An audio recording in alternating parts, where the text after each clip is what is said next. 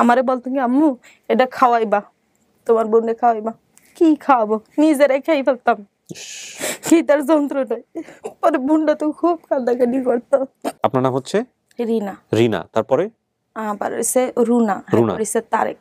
রুনা, তারপরে তারেক। এই 3 ভাই বোন আপনারা? জি 3 ভাই বোন। মায়ের নাম কি ছিল? পরে যে হইছে সে আবার মারা গেছে। আচ্ছা, মায়ের নাম কি ছিল? মায়ের নাম ছিল আফরোজা। আফরোজা। আর বাবার নাম কি যেন বলতেছিলেন? আব্দুল মান্নান। আব্দুল মান্নান। চট্টগ্রামের কোথায় থাকতেন এটা মনে আছে? হ্যাঁ, কালামিয়া বাজার। চট্টগ্রামের কালামিয়া বাজারে। কালামিয়া বাজারে থাকতাম। ওখানে বস্তি? জি বস্তি। আপনার মার আদি বাড়িটা কোথায় ছিল, বা আপনার বাবা? দক্ষিণ হাতিয়া। দক্ষিণ হাতিয়া। জি দক্ষিণ হাতিয়া। এই দক্ষিণ হাতিয়া থেকে আপনি কখনো গেছিলেন দক্ষিণ হাতিয়াতে? না, আমি কোনোদিন যান নাই? না। তো আপনি আজকে কাকে খুঁজতে এসেছেন, মাকে না বাবাকে? আমি মাকে বাবারে সবাইরই চাই। আমার খুব অভাব। কি অভাব? আমার মা বাবার খুব অভাব। কালামিয়া বাজার যাদের বাসায় থাকতেন ওনার নাম কি? মিজান। উনি স্কুল মাস্টারি করতে।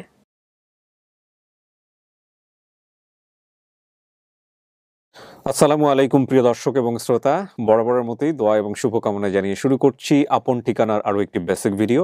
এবং শুরুতেই আবারও বিনীতভাবে অনুরোধ জানিয়ে নিচ্ছি, প্লিজ শেয়ার করবেন। আপনারা আমার এই কথাগুলো বারবার শোনেন, ইভেন আমি যে বারবার যে কথাটা বললাম সেটাও বারবার শোনেন।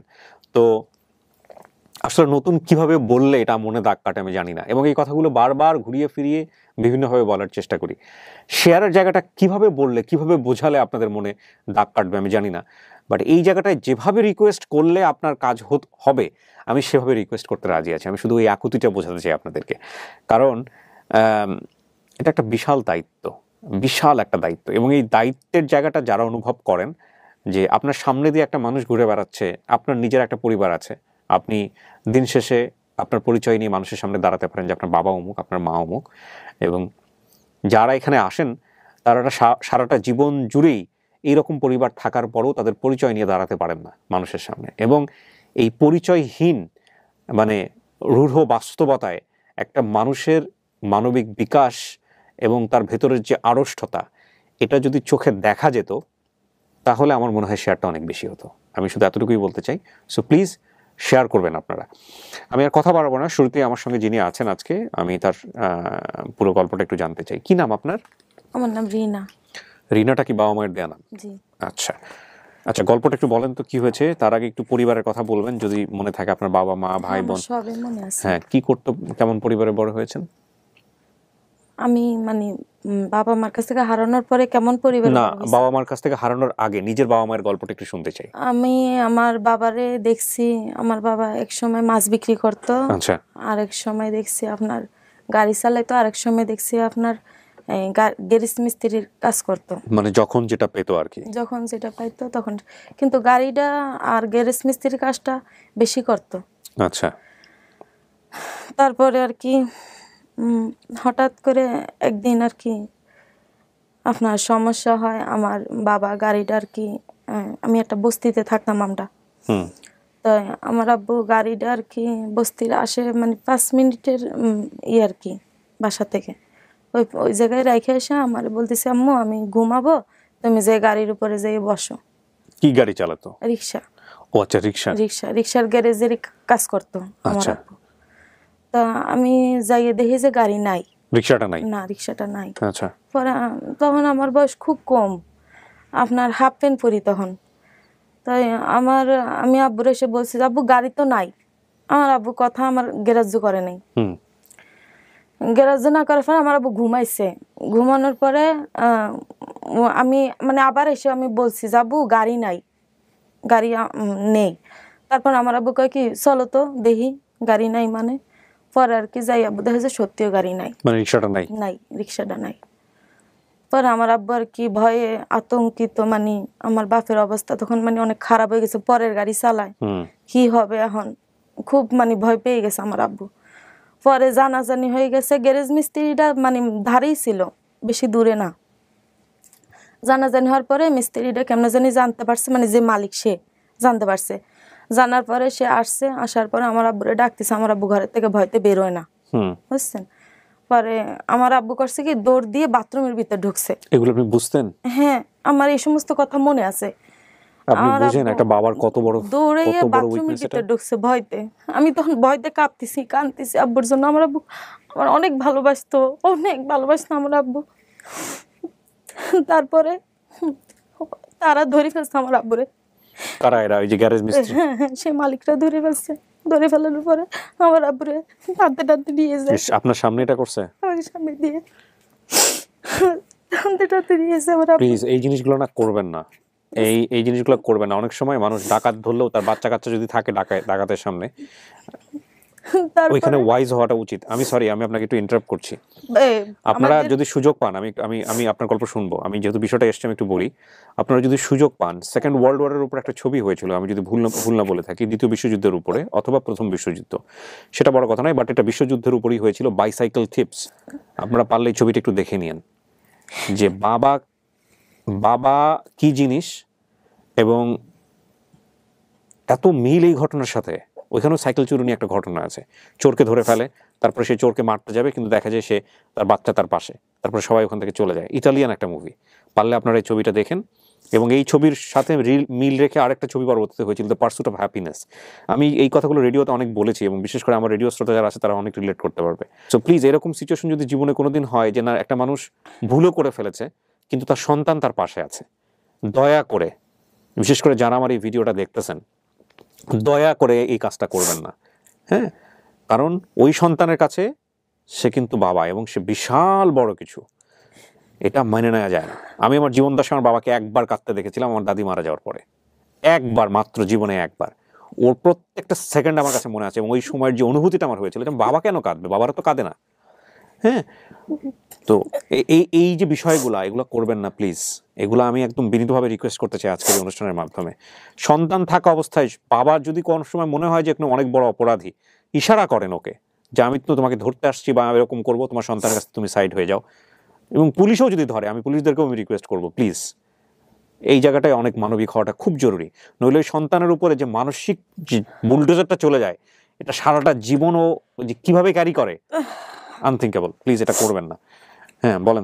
তারপর আমাদের ওই সময় আপনার মা ছিল ঘরে? হ্যাঁ, আমার মা ছিল। আমার মার সামনে আমি দাঁড়ানো, আমার মা আপনার আর ভাই বোন? হ্যাঁ, আমার আরো 2টা ভাই বোন আছে, আমার ভাইটা কোলে। ঠিক আছে, তারপরে আমাদের ওই পাশে আর কি বড় একটা খাল আছে। তো সেই খালের পাশে আপনার একটা ওই সেই মিস্ত্রিরা আপনার এই বড় করে একটা ওইর উপরে বাঁশ দিয়ে গ্যারেজ উঠেছে। ওখানে গ্যারেজটা উঠানোর পরে মানে ওইটা এখনো চালু করেনি, নতুন উঠাইছে। তা আমার আব্বুরে করলো কি, ওর মধ্যে আটকাই রাখলো, শিকল টিকল দিয়ে আমার আব্বুরে রাখলো বাইন্ধে। আমার আম্মু 2 দিন ধরে আপনার ওই জায়গায় যায় আসে, আমার শিকল দিয়ে বাঁধতে রাখছে? হ্যাঁ, শিকল দিয়ে বাইন্ধে রাখছে আমার আব্বু খালের উপরে। আপনার ওইটা মানে ওরা বলতেছে তুই চুরি করেছিস বা এরকম কোনো কিছু? হ্যাঁ হ্যাঁ, এরকম কোনো কিছু হয়েছে, কিন্তু আমার এগুলো মনে নেই। কিন্তু আমার আব্বার যে মানে আহাজারি, এগুলো আমার মনে আছে। এটা ছিল নিশ্চয়ই। হ্যাঁ, অনেক আমার আব্বু অনেক কান্দাকাটি করছে, তাকে হাত পা ধরে, কিন্তু আমার আব্বু ছাড়ে নাই।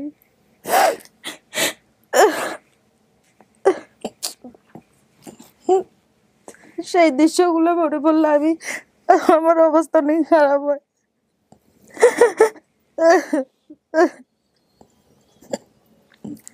ভিডিওটা আপনারা শেয়ার করেন প্লিজ। পরে যখন ওই জায়গায় আটকায় রাখলো, আমার মা হনে যায় আসে, আমার আবার কিছু খাবার জন্য দিয়ে আসে।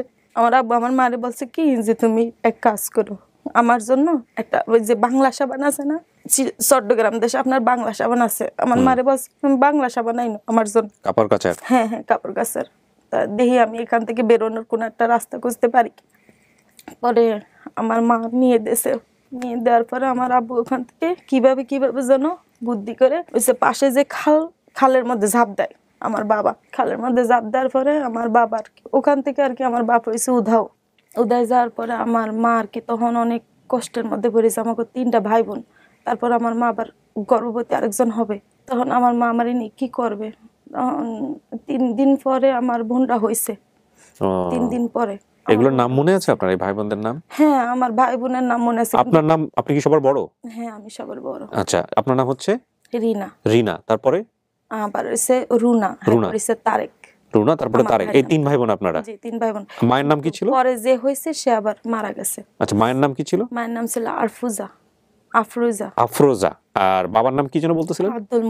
আব্দুল মান্নান। ওকে, তারপর? এরপরে আমার মা আমাকে নিয়ে কি করবে, সে তো হইলো, হওয়ার পরে মানে অনেক সমস্যার ভিতর পড়ে গেছে। তারপর আমার মা ভিক্ষা করতে চলে যায়, আমাকে জন্য ভিক্ষা করতে যায়। পরে সারাদিন পর আসে, আসার পর আমাকে রান্না বান্না করে মানে কোনো রকম কটা ভাত রান্না করে আশেপাশে থেকে 2টা শাক টুকাই এনে তারপর কি আমাকে মহে দিছে। কি ঢাকা শহরের ঘর বস্তিতে? না, তাহলে এটা চট্টগ্রাম বসে। চট্টগ্রাম বস্তিতে।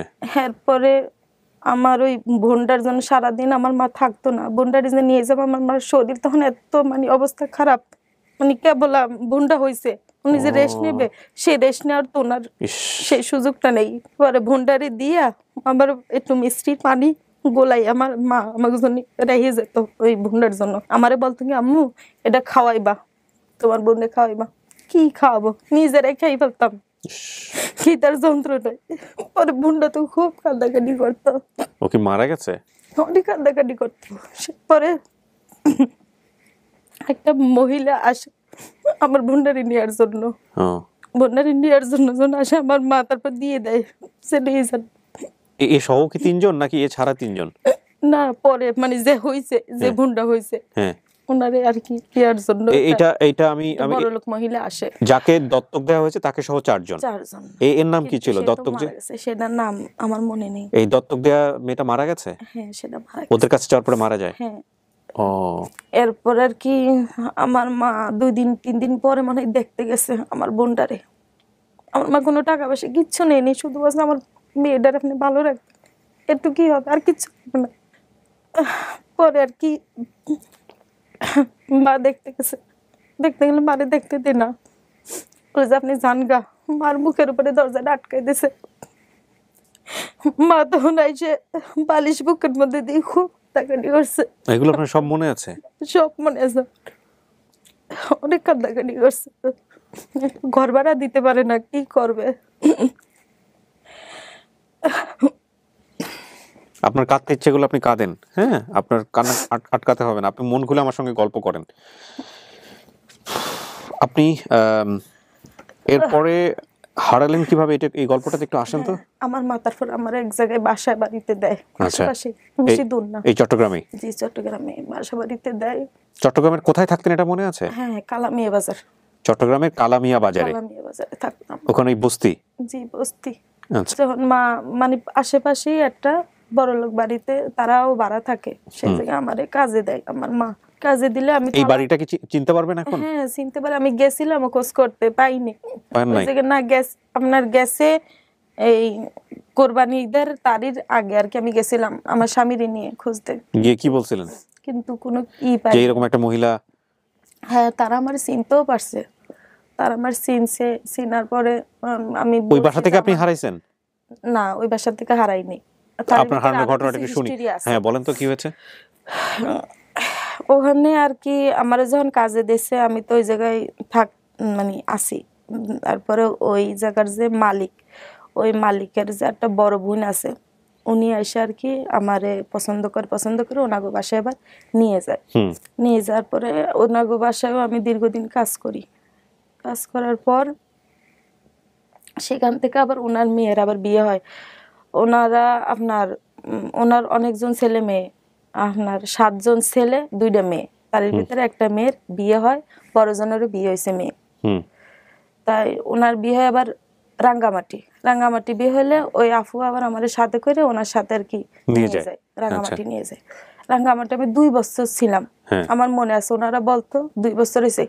মা নামে যে একটা কথা আমি ভুলেই গেছিলাম, যে আমার মা যোগাযোগ করতো না? না, মা যোগাযোগ করতে হয়তো ওই যাদের বাসা থেকে ওই আফু আমারে মানে ওনার মার কাছে হয়তো আসতো ওখান থেকে, কিন্তু আমারে তো মা এত দূর যাইয়ে পারতো না দেখতে, ওনার কাছ থেকে আর কি যোগাযোগ। কিন্তু ওনারা যে আমার এত ভালোবাসা দিছে আমি সবকিছু ভুলে গেছিলাম, আমার কোনো কিছু মনে ছিল না যে আমার মা নামে কেউ ছিল, কি বৃত্তান্ত। এত ভালোবাসা পেয়েছি সব, মানে ওই সময় হাফ প্যান্ট পরি, আমরা অনেক ছোট।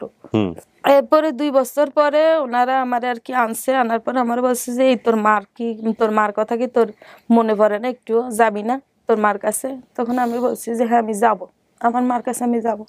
তখন আমার মা ওই বাসায় এসে আমারে নিয়ে যায়, ওই রাঙ্গামাটিতে আসে, এসে আপনাকে নিয়ে যায়? হ্যাঁ, নিয়ে যায়। তাহলে তো আপনি এই সার্কেলের মধ্যে থেকে আপনি হারান নাই। শোনেন, হ্যাঁ, নিয়ে যাওয়ার পরে আমার মা মানুষের বুদ্ধিতে করছে না কিসে করছে আমি জানি না, আমার মা আমার বিয়ে দেওয়ার জন্য পাগল হয়ে যায়। আচ্ছা, ঠিক আছে, আমার স্বাস্থ্য শরীর অনেক ভালো ছিল, দেখতে ভালো দেখা গেছে, ওই জায়গারই বস্তির একটা ছেলে, তার সাথে আমার বিয়ে দেওয়ার জন্য আমার মা ফুল মানে অনেক পাগল হয়ে গেছে আমার বিয়ে দেবে। কিন্তু আমি যে দেখছি আমার মারে তুই আমার আব্বা গেছে গা চলে, তারপরে আমার মার অনেক সময় আমাকে নিয়ে মারধর করতো আমার আব্বা আমার মা। তার ভিতরে আর কি আমার খুব মানে পুরুষ মানুষ আমি দেখতে পারতাম না, আমার খুব ভয় লাগতো। ঠিক আছে, তারপর যে বিয়ের কথা বলছে তখন আমার বয়স আপনার 10 বছর, তখন আমার বিয়ের তখন আমি কোনো কিছুই বুঝি না। সেরপরে আমি তো মানে পাগলের মতন হয়ে গেছে যে আমার মা আমার বিয়ে দিয়েছে। তারপর আমার মা আমার জোর করে আপনার যে এক বাসায় আমার মা কাজ করতো সেই বাসায় আমারে নিয়ে যায়, আমার মা নিয়ে আর কি ওই জায়গায় বিয়ের আয়োজন ঠিক করে। আমার মা ওই জায়গায় বরযাত্রীরা আসবে, ওখানে আর কি আমার সবকিছু ঝামেলা মানে ওই জায়গায় করবে, ওই বাড়িতে বসে রান্না বান্না সবকিছু করছে আমার মা। এরপরে আর কি আমারে সাজাই গোজাইয়া আমি তো এদিক দিয়ে মানে কাঁদতেছি, আমার মা মারতিছো, বুঝছেন, আমার মা আমার ধরে মারতিছো যে আমার কথা কেন শুন। পরে আর কি ওখান থেকে আমি ভয়তে পলাই যাই। ঠিক আছে, পলাই যাওয়ার পরে যে বাসায় আসছিলাম সেই বাসায় আর কি গেছি গা পলাই। রাঙ্গামাটিতে? না, রাঙ্গামাটিতে না, ওই বাসাতে হয় যে মানে আমাদের বাসার যে আশেপাশে যে বাসায় যেখান থেকে পালাই আপনি ওই বাসায় গেছেন, সেখান থেকে কত দূর ছিল? কাছাকাছি 5 মিনিটের পথ। আচ্ছা, ওই জায়গায় গেছি গা পলাই যাওয়ার পরে আমি সব কথা ওনাকে বলছি খুলে যে আমার মা আমারে নিয়ে এই সমস্ত করতেছে। পরে ওনারা আমারে দূরে ওনাদের এক আত্মীয়ের বাড়িতে আর কি পাঠাই দেওয়ার পরে ওখানে আমি অনেকদিন থাকার পরে ওখান থেকে এসে আর কি আমি আমার মারে পাইনি। এখানে রিনা আপনি যা বলছেন আমাদের এখানে সমস্ত কিছু রেকর্ড হয়েছে, কোনো কিছু মিথ্যা বলে থাকলে কিন্তু না, আমি কিছু মিথ্যা বলি। এখানে আমি আপনাকে এই কথাটা বলতেছি এই কারণে যে আমাদের এখানে এসে অনেকেই বুঝতে পারে না বিষয়টা। আমাদের এখানে এরকম একটা কেস আমরা পেয়েছি, সেটা সম্ভবত চট্টগ্রামেরই ছিল বা অন্য কোনো এলাকার হবে। উনি এসে ইচ্ছা মতো মিথ্যা কথা বলেছে এবং ওনার ধারণা হয়েছে যে এখানে চাইলে ওনার তো আসলে ফ্যামিলি খুঁজতে এসেছেন, বাকি বিষয়গুলো আসলে প্রয়োজন নাই। তো আসলে উনি যে বিষয়টা নিয়ে মিথ্যা বলেছেন সেটা আসলে ওনার ফ্যামিলি খুঁজতে আসলে প্রয়োজনও ছিল না। কিন্তু বিষয়টা যেটা দাঁড়িয়েছে, উনি যেভাবে বলে গেছেন আমাকে, এটা তো আসলে একটা ঘরের মধ্যে থাকেনি, এটা তো লক্ষ লক্ষ মানুষ দেখেছে এবং দেখে উনি যে আসলে মিথ্যা বলেছেন সেটা বের হয়ে গেছে। মানে আমার কাছে মিথ্যা বললে একটা হচ্ছে যে আমার স্টোরি শোনাটা এত বেশি পরিমাণে হয়েছে জীবনে যে আমি চোখের ভাষা, মুখের ঘটনা বর্ণনার ধরন সমস্ত কিছু শুনে বুঝে ফেলতে পারি যে না কিছু সামথিং রং। হ্যাঁ, আরেকটা হচ্ছে যে আমার যদি নাও বোঝা হয় তাহলে পাবলিকের কাছে যখন যাবে এই ভিডিওটা, পাবলিক কিন্তু শুনে একদম সবকিছু দেখা যাবে যে আপনার বাড়ির পাশের লোকে আপনাকে শুনতেছে, শোনার পরে আরে তুই গিয়া মিথ্যা বলে আসছে। তো কোনো কিছু যদি মিথ্যা আসে আমাদের এখানে, তাহলে আপনার কেসটা সাকসেসফুল হলেও আমরা আপনার সঙ্গে যোগাযোগ করবো না। কেন করবো না আমি বলি, কারণ আপনি যদি একটা তথ্য এখানে মিথ্যা বলেন, আপনার ধরেন সবকিছু মিল আছে, কিন্তু একটা তথ্য যদি মিথ্যা বলেন, তাহলে ওই একটা মিথ্যার কারণে বাকি যেগুলো সত্য বলছেন সেগুলো আমাদের কাছে মিথ্যা বলে গণ্য হবে, কারণ সেগুলো যে সত্য আমরা বুঝবো কি করে? আমি কি বুঝাইতে পারছি? তো সুতরাং কোনো কিছু তো মিথ্যা বলেননি আপনি, আগাগোড়া যতটুকু বলছেন। এখন আপনি আমার কিছু প্রশ্নের উত্তর দেন। আপনার তো এখনো মনে আছে চিটাগাংয়ের কোথায় কোন বাসায় আপনাকে মা দিয়ে আসছিল, এবং আপনি ওই বাসারই 5-7 মিনিট দূরত্বে আপনার মার সাথে লাস্ট দেখা হয়েছে আপনার 10 বছর আগে যদি হারাই গিয়ে থাকেন, তাহলে আপনার মাকে তো আপনি আশেপাশে খুঁজলেই পাবেন, ওখানেই তো আছে। আমার মা কোনো জায়গায় নেই, আমি খোঁজ করছি, অনেক খোঁজ করছেন? জি, আমার স্বামীকে নিয়ে আমি খুঁজছি। কত বছর? এই যে কয়দিন আগে গেছিলেন? ওরা বলতে পারে না, ওরা যারা আছে এখন ওরা বলতে পারে না? সেরা বলছে যে তোমার আম্মু একটা ফোন নাম্বার দিয়ে গেছিল, কিন্তু মোবাইল নাম্বারটা আমরা রাখতে পারিনি। আচ্ছা, কিন্তু কোথায় গেছেন আর কিছু বলে যায়? কোথায় গেছে কি বৃত্তান্ত তোমার মার কোনো খোঁজই আমরা পাইনি, কিন্তু তোমার মা তোমার অনেক খোঁজাখুঁজি করছে, অনেক কান্দাকাটি করছে। মানে তারা আমার একদম মানে গুপ্ত করে ফেলাইছে, তারা মনে হয় আমার মানে শিকারই জানি আমি তাগো হাতের মধ্যে আছি। ঠিক আছে, তাগো আমি সব কথা বলছি খুলে বলার পরে ওনার আর কি ওনার আত্মীয়ের বাড়ি আমারে দিছে পাঠাই দেওয়ার পরে। ওইখানে কত বছর ছিলেন আত্মীয়ের বাড়িতে? ওখানে অনেকদিন ছিলাম, কিন্তু কত বছর যে হয়েছে সেটা তো মানে সঠিক আমি বলতে পারবো না। আপনি যে বিয়ে শাদী করেছেন, বিয়ে শাদী কে দিয়েছে আপনাকে পরবর্তীতে? বিয়ে শাদী দিয়েছে, আমি ওখান থেকে ওই বাড়ির থেকে আর কি আমি পলাই চলে যাই, ওই জায়গায় মানে আমি সুবিধা মতো যেখানে দিয়েছিল সেখানেও আপনি পালিয়ে সেখান থেকে চলে গেছেন? সেখান থেকে আমি পলাই চলে যাই, একটা রিকশাওয়ালার হাতে পড়ি।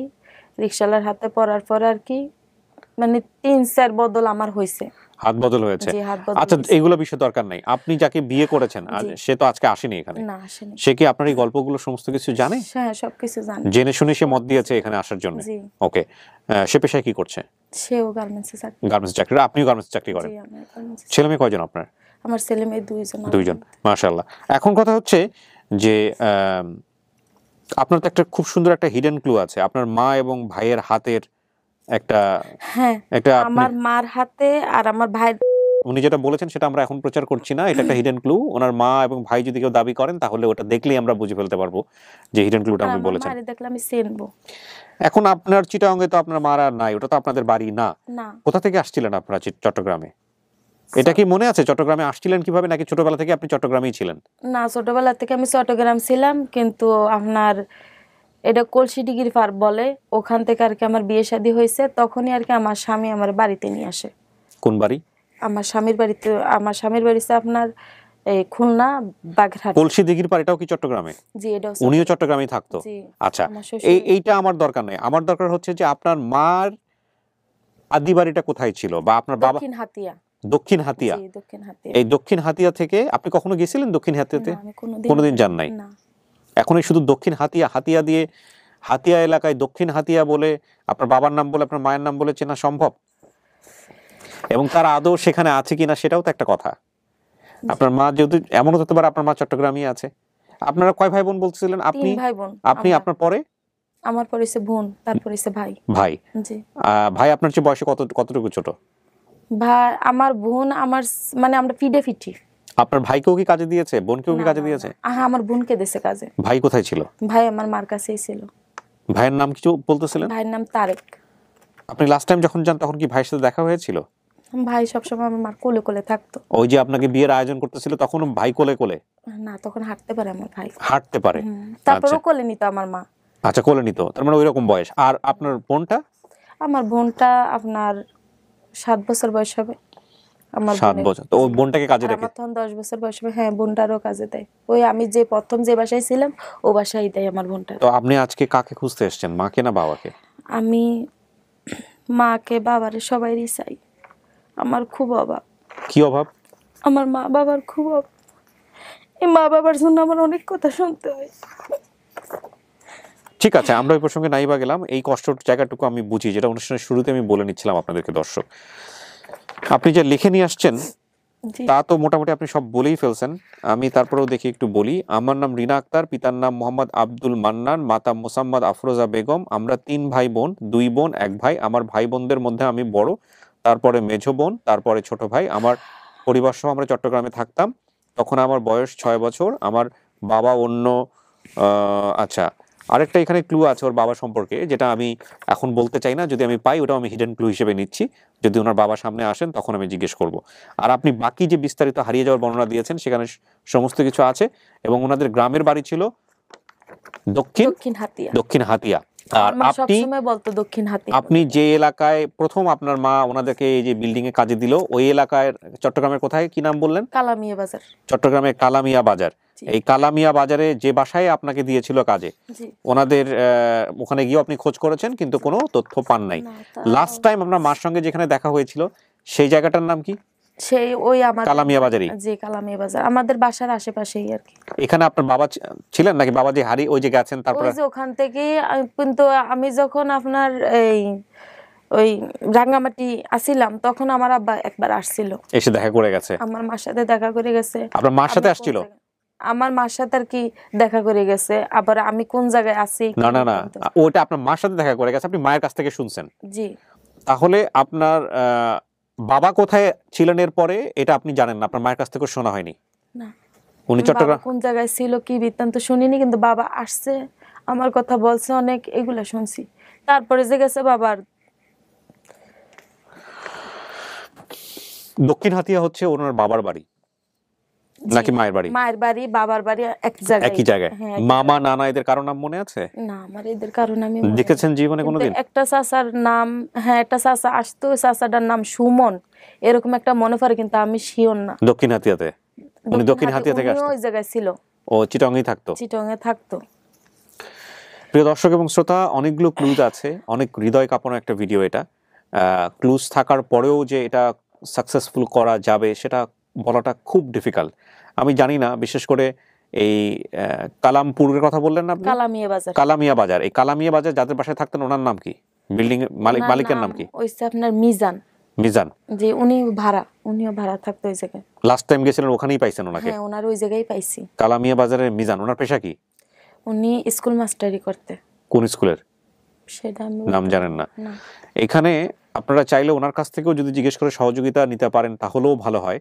আমি জানি না যদি পরিচিত কেউ থাকে, কিন্তু ওনারও তো জানার কথা না, কারণ ওনাকে তো কোনো তথ্য দিয়ে যায়নি ওনার কথা অনুসারে। আমি জানি না এখানে কতটুকু সত্য কতটুকু মিথ্যা, বাট আমার জায়গা থেকে উনি যেভাবে বলেছেন আমি ততটুকু সেভাবে উপস্থাপন করেছি। তবে যদি কোনো মিথ্যা তথ্য উনি দিয়ে থাকেন এই ঘটনার বিন্যাসের মাঝে, তাহলে ডেফিনেটলি আমরা কোনো স্টেপ নিব না, ফ্যামিলি পাওয়া গেলেও নিব না, এটা আমি বলে রাখছি। এক। আর 2 নম্বর হচ্ছে, যদি কোনো মিথ্যা তথ্য না দিয়ে থাকে, যেভাবে বলেছে সেটাই যদি ঘটনা ঘটে থাকে, তাহলে কেউ যদি ওর পরিবারকে চেনেন তাহলে নিঃসন্দেহে আমরা কাজ করব এবং আমরা কাজ করতে চাই। এই কথাগুলো এভাবে বেসিক ভিডিওতে বলার পেছনের অন্যতম কারণ হচ্ছে, আপনারা যদি কোনো কিছু গোপন করতে চান সেটা ভিডিওর আগে কিংবা ভিডিওর পরে আমাকে বলবেন। ভিডিওতে চলে গেলে এবং এই ভিডিওর কোনো একটা পার্টিকুলার বিষয় নিয়ে যখন পাবলিকের কাছে প্রশ্ন ওঠে, তখন সেখানে অথেন্টিসিটি এবং ট্রান্সপারেন্সি নিয়ে অনেক অনেক বেশি পরিমাণে প্রশ্ন ওঠে। তো সেই সুযোগটি আমরা দিতে চাই না। আমরা চাই যে সমস্ত কিছু পরীক্ষা নিরীক্ষা করে সুন্দর একটা অভাবে মানুষের কাছে এটা উপস্থাপিত হোক। তো কারণ জনগণের কাছে ফাঁকি দেওয়ার কোনো সুযোগ নাই, এবং জনগণের কাছে ফাঁকি দেওয়াটা হচ্ছে চরম বোকামি। তো যাই হোক, আমি শেষ করছি এবং আপনাদের সবাইকে রিকোয়েস্ট করব, প্লিজ আপনারা শেয়ার করেন, এই বোনটির পাশে দাঁড়ান এবং আমরা যেন ওর পরিবারটাকে খুঁজে পাই, ওর বাপ মার পরিচয়টুকু যেন আমরা ওর জীবন দশায় আমরা ওর সামনে দাঁড় করাতে পারি। শেষ করছি আজকের মতো। আর কোনো কিছু কি বলতে চান? আর কিছু কি মনে আছে? না, আর কিছু মনে নাই। প্রিয় দর্শক এবং শ্রোতা, আমরা শেয়ার করি। শেষ করছি আজকের মতো। একটা ভালো নিউজ নিয়ে যেন ফেরার তৌফিক আল্লাহ আমাদেরকে দেন, সেই প্রত্যাশায়।